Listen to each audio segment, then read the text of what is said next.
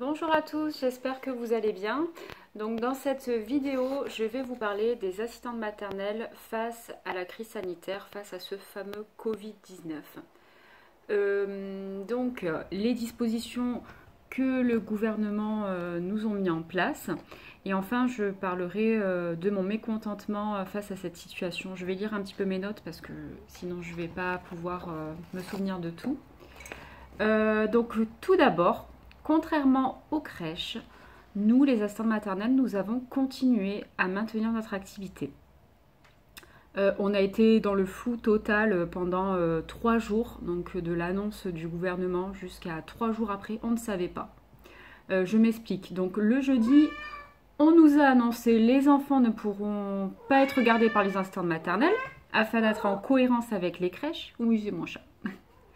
Par rapport aux crèches qui étaient fermées pendant cette période, donc ils ont dit les assistantes maternelles ne travailleront pas non plus.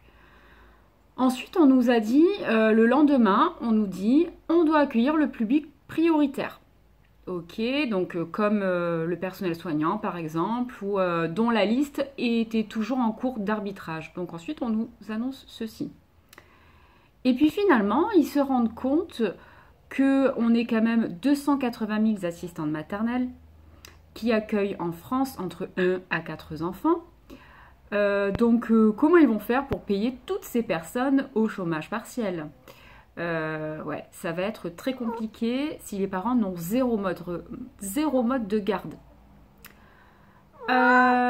Ensuite, l'étude de l'Institut Pasteur montre qu'il y a plus de contamination chez les assistantes maternelles que dans les écoles, selon Matignon. Finalement, les assistantes maternelles travaillent. Et voici ce qui a été demandé. Le gouvernement recommande aux parents, dans un esprit de responsabilité collective, de ne pas recourir à ce système de garde, sauf en cas d'absolue nécessité, pour freiner la circulation du virus. Adrien Taquet. Donc en fait, en gros, les parents font comme ils veulent. Hein, c'est bien ce qu'on a compris.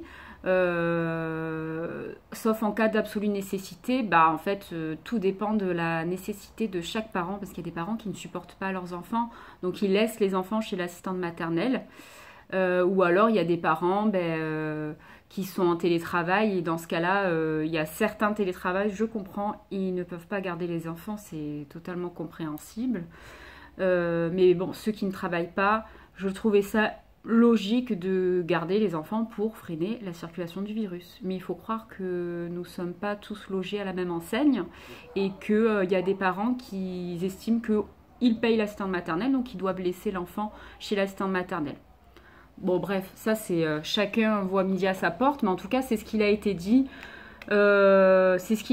Donc encore une fois, il ne se mouille pas. Hein. Nous, on est toujours la dernière roue du carrosse, on ne sait jamais où on va. C'est toujours très très compliqué. En fait, on a un statut très compliqué.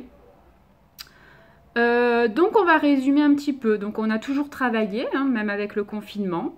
On prend des risques pour nous et pour notre famille. Il y a eu des cas de décès dans les familles d'assistantes maternelles, mais ça, on n'en parle jamais. Hein, ça, c'est motus bouche cousue, c'est pas la peine. On n'a pas de prime, hein, contrairement à ceux qui ont continué à travailler. Je parle de tous les personnels qui ont continué à travailler, que ce soit dans les supermarchés, que ce soit le personnel soignant.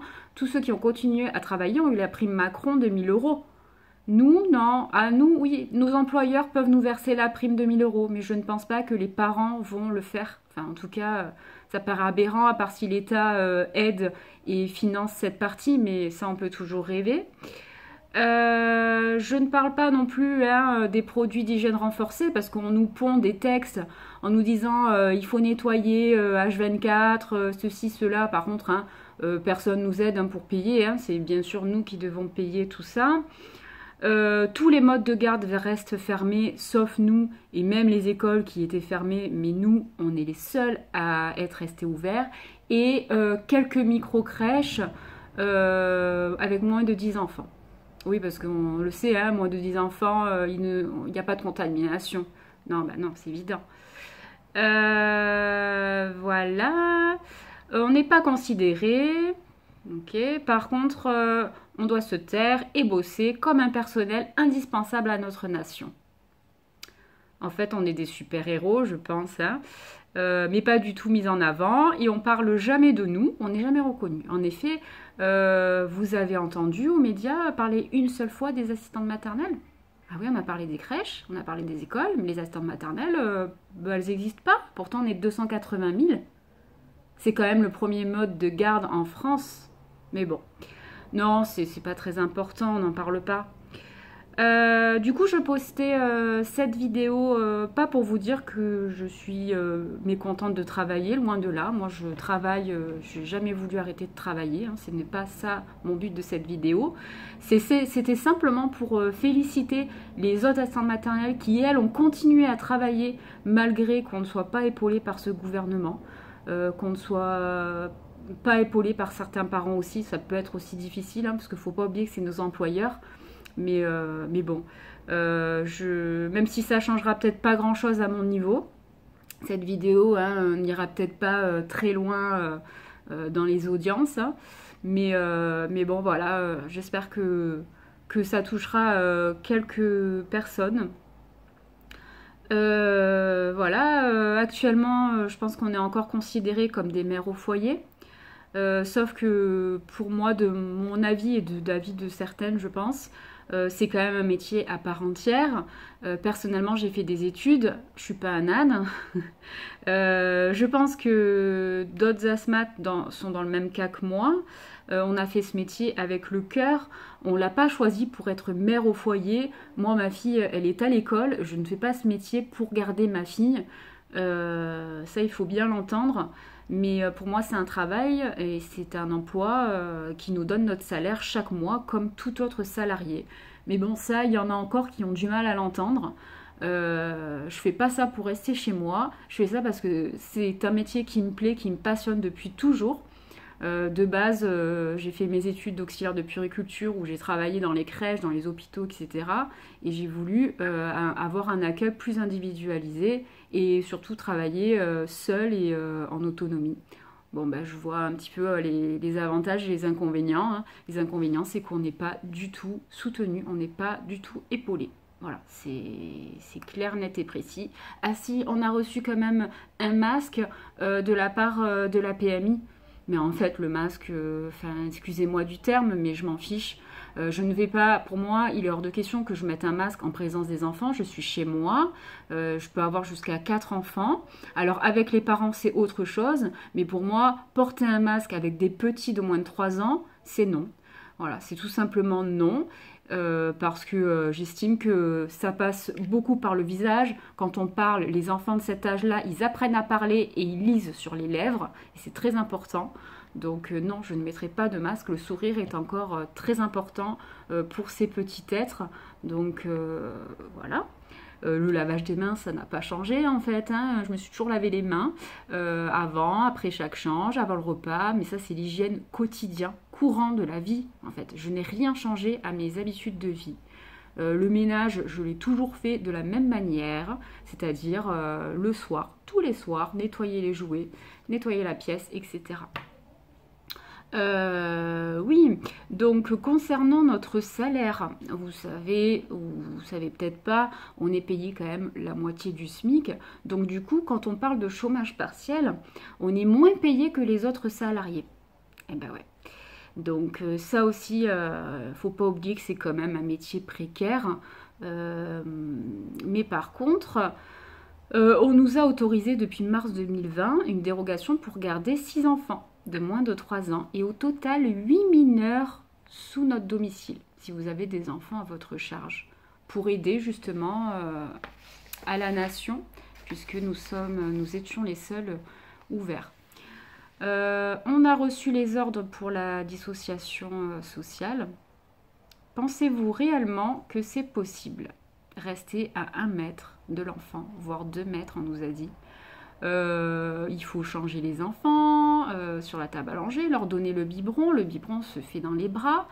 Quand c'est un bébé, je me vois mal donner l'enfant comme ça et on fait quoi? On le jette, on est à 1 mètre. Enfin, à un moment donné, il y a des choses qui sont complètement aberrante, je trouve. Quand on lit le protocole, et en fait, ils n'ont pas compris ce que c'était ce métier d'assistante maternelle. On est à une proximité avec les enfants. Donc à un moment donné, je veux dire, même si on leur lave les mains, même si nous on se lave les mains, le contact il est là. Et pour moi, il est hors de question que je refuse un enfant. Il est hors de question que je renie un câlin ou que je refuse qu'il me fasse un bisou, parce que pour moi, c'est des choses qui vont rester, c'est pour l'évolution de l'enfant, et je vois pas le mal à ça. Enfin, c'est vraiment, ça en devient, ça va vraiment très très loin cette histoire. Oui, bon, ben, il faut faire aussi les soins, lavage de nez, etc. Euh, oui, alors porter des gants, parce que ça aussi, on m'a posé la question. Non, alors moi, je trouve qu'il n'y a rien de plus sale que de porter des gants. Vous savez, par exemple, au tout début, maintenant, elles le font plus. Mais les pharmaciennes sont à côté de chez moi, elles avaient des gants. Et en fait, ce qu'il y a, c'est que c'est sale, parce qu'elle ne les enlève pas entre chaque personne. Elle a les gants toute la journée, avec cette vitre là devant. Elle te prend l'ordonnance, donc elle le touche avec ses gants, qu'elle a touché une autre ordonnance juste avant. Elle prend ses médicaments, elle te les donne, la carte bleue, etc. Et toi, tu récupères derrière. Sauf qu'en fait, les gants, ils ont touché toutes les autres ordonnances. Donc il vaut mieux se laver les mains entre chaque personne. Je parle des pharmacies, mais ça peut être n'importe qui, ça peut être nous. Toi, tu vas mettre des gants pour changer un enfant. Il va falloir les jeter directement après. Si tu les gardes et qu'après tu fais autre chose, que tu nettoies ta table ou que tu fais autre chose, ça n'a pas de sens. Il vaut mieux simplement se laver les mains. Alors oui, en effet, hein, on a les mains un peu fracassées, etc. Mais on se met de la crème après et puis c'est terminé.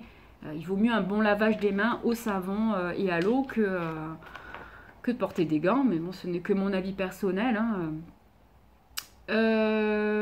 Bref, voilà, le nettoyage, ben oui, actuellement, je suis à environ 1 heure de ménage, voire 1h30 par jour, pour seulement, je dis bien seulement, ma salle de jeu de 14 mètres carrés. Voilà. Donc je vous laisse imaginer les assistantes maternelles qui ont leurs 90 mètres carrés, voire plus à nettoyer tous les soirs. C'est autant dire mission impossible, c'est impossible. Clairement, c'est impossible. Quand on a nos enfants à occuper derrière, faire le repas, etc., on n'est pas non plus des super-héros, il faut arrêter. On ne peut pas tout gérer à la fois.